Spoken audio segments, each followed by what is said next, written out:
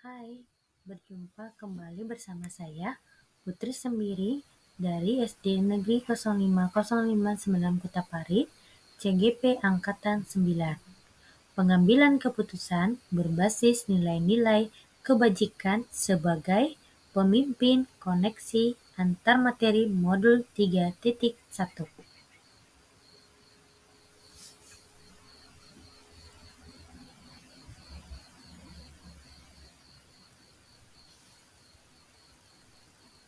Yang saya hormati, Ibu Herta Syalagan SPD MM sebagai fasilitator dan Bapak Surya Tanpaja SPD sebagai pengajar praktik.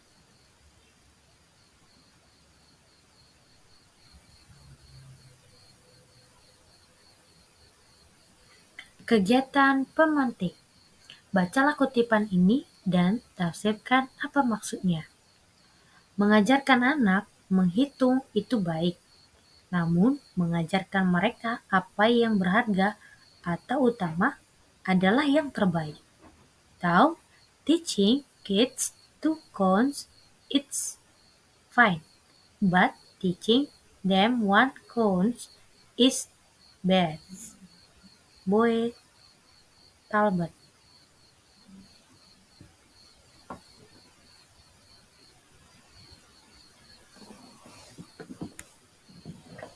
Dari kutipan tersebut, apa kaitannya dengan proses pembelajaran yang sedang Anda pelajari saat ini? Berdasarkan kutipan tersebut, tersirat makna bahwa segala sesuatu harus dipelajari dari hal yang paling mendasar atau utama dalam materi pengambilan keputusan berbasis nilai-nilai kebajikan seorang pemimpin. Hal yang paling mendasar yang perlu dipelajari adalah terkait dengan etika. Etika akan menjadi dasar dalam pengambilan keputusan karena bersumber dari nilai-nilai kebajikan universal. Selain nilai kebajikan, dasar dari pengambilan keputusan adalah berpihak pada murid dan harus bertanggung jawab. Sehingga saat dasar pengambilan keputusan sudah dikuasai, maka permasalahan apapun akan lebih mudah dalam menemukan solusi permasalahan.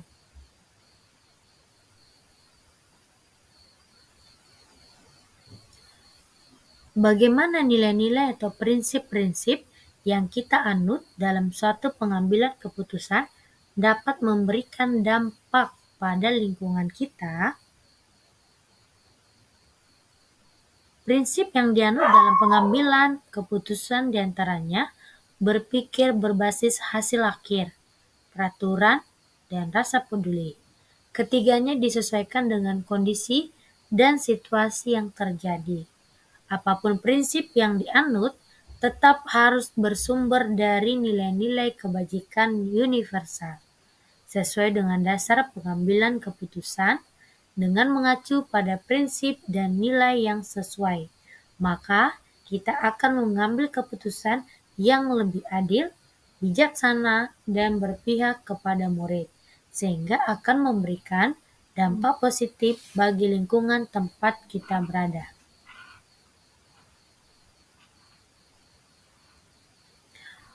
Bagaimana Anda sebagai seorang pemimpin pembelajaran dapat berkontribusi pada proses pembelajaran murid dalam pengambilan keputusan Anda? Dalam proses pembelajaran, tidak tertutup kemungkinan akan ada saja masalah yang terjadi di dalam kelas. Sebagai pemimpin pembelajaran, kita harus senantiasa peka terhadap segala persoalan yang terjadi dan mampu mengatasinya dengan baik, sesuai dengan dasar pengambilan keputusan, diantaranya berpihak pada murid, bersumber pada nilai-nilai kebajikan, dan harus bertanggung jawab. Maka secara tidak langsung, kita telah memberikan contoh teladan kepada murid cara pengambilan keputusan yang tepat, yang adil, arif, dan tidak subjektif.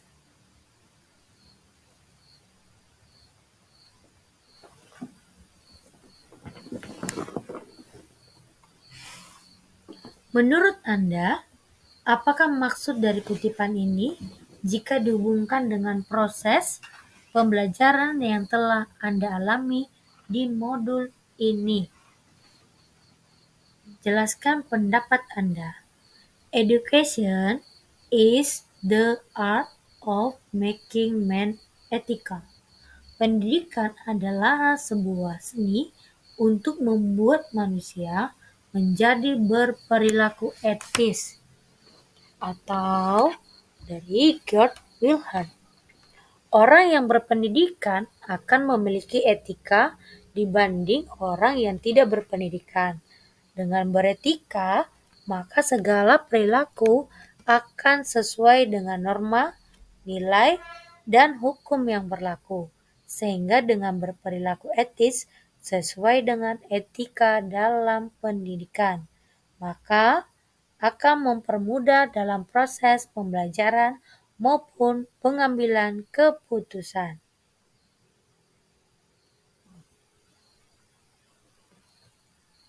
Rangkuman, kesimpulan, pembelajaran, koneksi antar materi.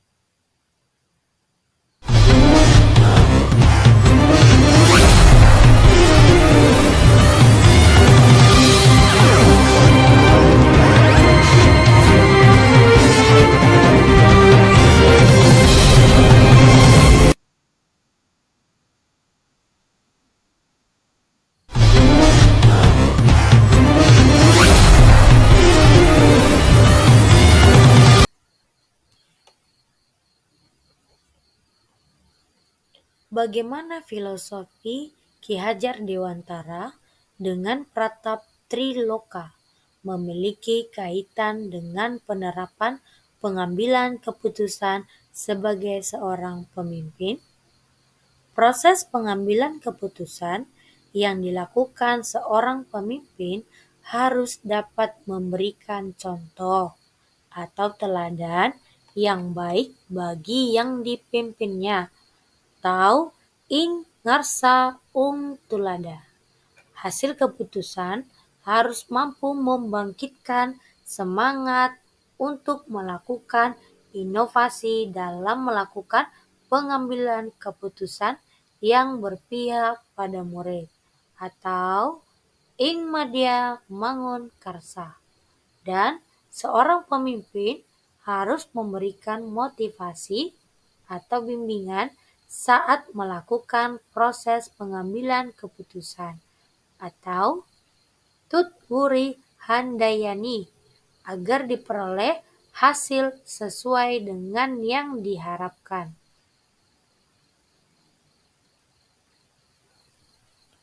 Bagaimana nilai-nilai yang tertanam dalam diri kita berpengaruh kepada prinsip-prinsip yang kita ambil dalam pengambilan suatu keputusan?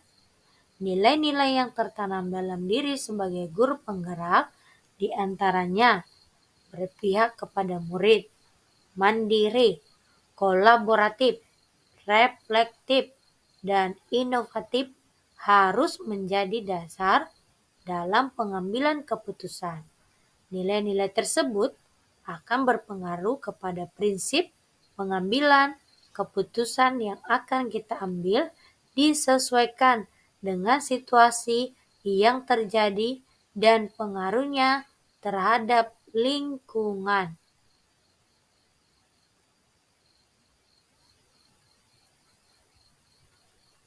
Bagaimana materi pengambilan keputusan berkaitan dengan kegiatan coaching atau bimbingan yang diberikan pendamping atau fasilitator dalam perjalanan proses pembelajaran kita, terutama dalam pengujian pengambilan keputusan yang telah kita ambil? Apakah pengambilan keputusan tersebut telah efektif? Masihkah ada pertanyaan-pertanyaan dalam diri kita atas pengambilan keputusan tersebut? Hal-hal ini tentunya bisa dibantu oleh sesi coaching yang telah dibahas pada sebelumnya. Kegiatan coaching atau bimbingan yang diberikan pendamping atau fasilitator dapat menjadi bekal dalam melakukan proses pengujian keputusan secara bertahap menggunakan 9 langkah pengambilan dan pengujian keputusan. Coaching dilakukan dengan memenuhi kompetensi inti, diantaranya kehadiran penuh atau presence, mendengarkan aktif, dan mengajukan pertanyaan berbobot. Saat melakukan pengujian, keputusan pun sebaiknya menggunakan kompetensi inti coaching tersebut sehingga kita dapat menggali informasi sebanyak-banyaknya dari permasalahan yang ditemui. Pengambilan keputusan menggunakan 9 langkah pengujian akan efektif jika diimbangi dengan pendekatan coaching dan dilakukan dengan kolaboratif dengan berbagai pihak.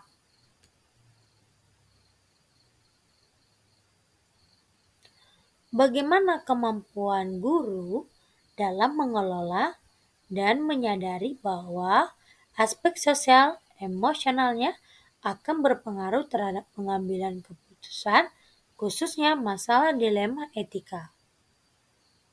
Guru yang memiliki kemampuan dalam mengelola dan menyadari aspek sosial emosionalnya akan memiliki kesadaran diri untuk memahami perasaan, emosi, dan nilai diri sendiri.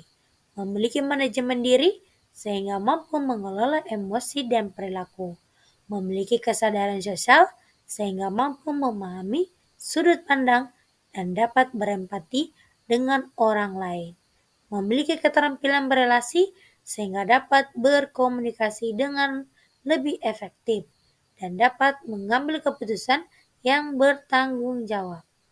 Masalah yang terkait dilema etika akan diselesaikan dengan kepala dingin dan hati yang tenang, sehingga pengambilan keputusan dapat berjalan sesuai dengan langkah yang sistematis.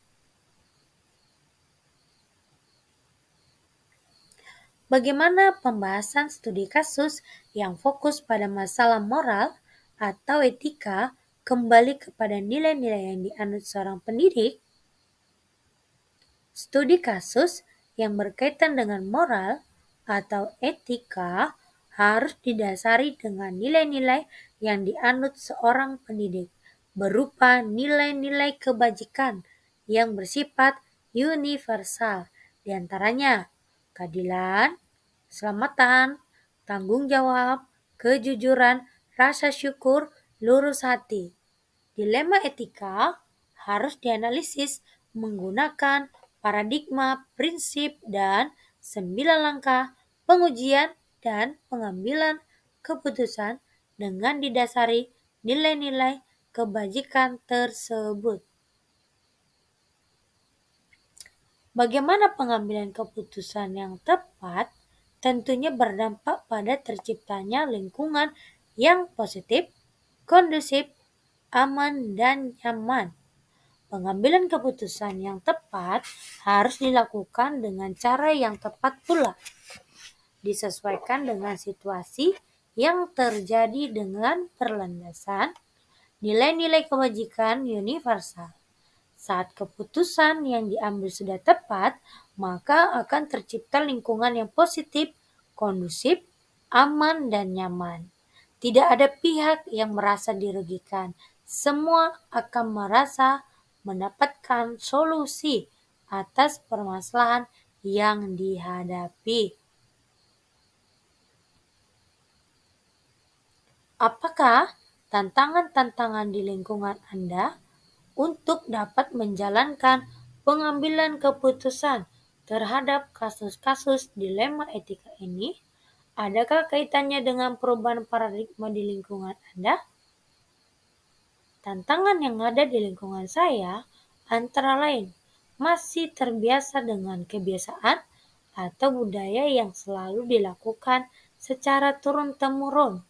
Saat pengambilan keputusan, sulit untuk lepas dari kebiasaan tersebut, sehingga keputusan yang diambil menjadi tidak relevan. Perlu adanya perubahan paradigma. Seharusnya paradigma yang sesuai adalah kebenaran lawan kesetiaan, sehingga akan menghasilkan sebuah keputusan yang dapat dipertanggungjawabkan kebenarannya. Apakah pengaruh pengambilan keputusan yang kita ambil ini dengan pengajaran yang memerdekakan murid-murid kita? Bagaimanakah kita memutuskan pembelajaran yang tepat untuk potensi murid kita yang berbeda-beda? Pengembangan keputusan yang kita ambil harus berpihak pada murid. Dalam pembelajaran salah satunya strategi agar berpihak pada murid adalah menggunakan pembelajaran berdiferensiasi. Pembelajaran berdiferensiasi dapat memenuhi kebutuhan belajar murid sesuai dengan kesiapan belajar, minat, dan profil belajar murid, sehingga akan tercipta merdeka belajar sesuai dengan potensinya yang berbeda-beda. Bagaimana seorang pemimpin pembelajaran dalam mengambil keputusan dapat mempengaruhi kehidupan atau masa depan murid-muridnya? Dalam mengambil keputusan, seorang pemimpin pembelajaran harus mempertimbangkan berbagai macam kemungkinan yang terjadi, termasuk menyangkut masa depan murid. Oleh karena itu, perlu berhati-hati dalam mengambil keputusan dengan melakukan pengujian sesuai dengan langkah-langkah yang sistematis disesuaikan dengan paradigma dan prinsip yang tepat. Apakah kesimpulan akhir yang dapat Anda tarik dari pembelajaran modul materi ini dan keterkaitannya dengan modul-modul sebelumnya? Pengambilan keputusan harus dijiwai filosofi Ki Hajar Dewantara, berpegang teguh pada nilai guru penggerak, salah satunya berpihak pada murid dengan berlandaskan nilai-nilai kebajikan yang universal. Keputusan yang diambil harus mempertimbangkan berbagai hal, termasuk masa depan murid. Pengambilan keputusan berpengaruh pada pengajaran yang memerdekakan murid karena disesuaikan dengan potensinya masing-masing. Seorang pemimpin haruslah memiliki kompetensi sosial dan emosional agar dapat mengambil keputusan dengan penuh kesadaran diri, mampu mengelola emosi, dan mengambil keputusan yang bertanggung jawab. Saat proses pengujian keputusan, diperlukan teknik coaching agar dapat menggali informasi sebanyak-banyaknya untuk mengambil keputusan. Sejauh mana pemahaman Anda tentang konsep yang telah Anda pelajari di modul ini, yaitu dilema etika dan rujukan moral, 4 paradigma pengambilan keputusan, 3 prinsip pengambilan keputusan, dan 9 langkah pengambilan dan pengujian keputusan? Adakah hal-hal yang menurut Anda di luar dugaan? Perbedaan mendasar antara dilema etika dan rujukan moral dapat dilihat dari kedua pilihan kasusnya. Jika kedua pilihannya sama-sama benar, maka termasuk ke dalam dilema etika. Namun, jika salah satunya benar dan yang lain salah, maka termasuk ke dalam rujukan moral. Terdapat 4 paradigma dilema etika, antara lain individu lawan kelompok, rasa keadilan lawan rasa kasihan, kebenaran lawan kesetiaan, dan jangka panjang lawan jangka pendek. Terdapat 3 prinsip dalam pengambilan keputusan, yaitu berpikir berbasis hasil akhir, berpikir berbasis peraturan, dan berpikir berbasis rasa peduli.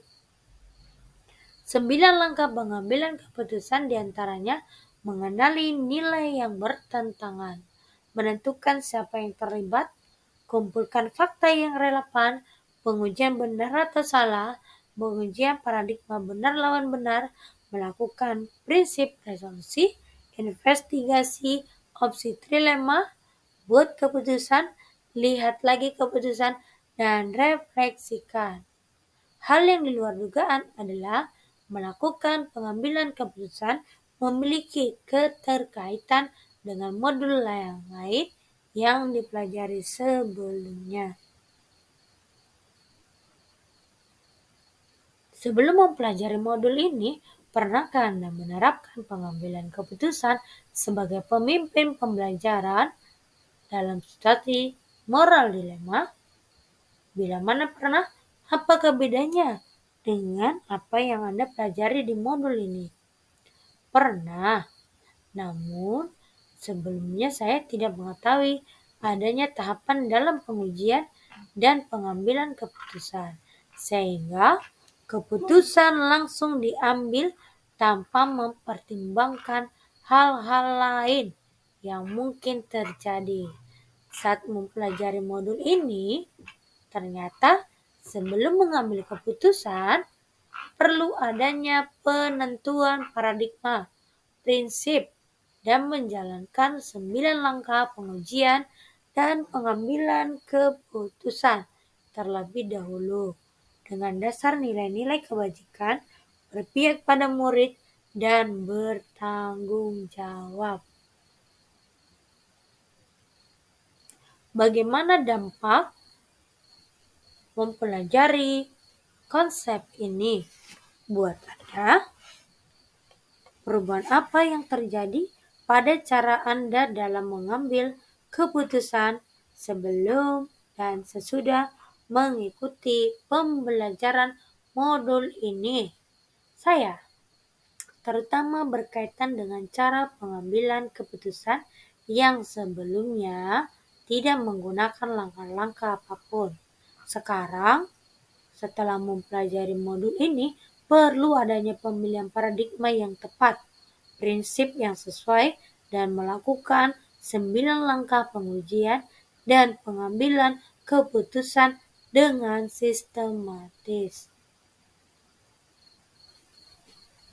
Seberapa penting mempelajari topik modul ini bagi Anda sebagai seorang individu dan Anda sebagai seorang pemimpin pembelajaran?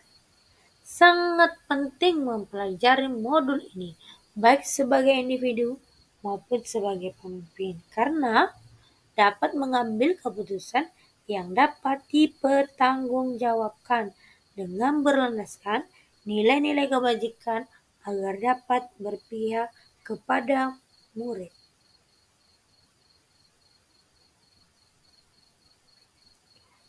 Demikianlah tugas saya koneksi antar materi modul 3.1.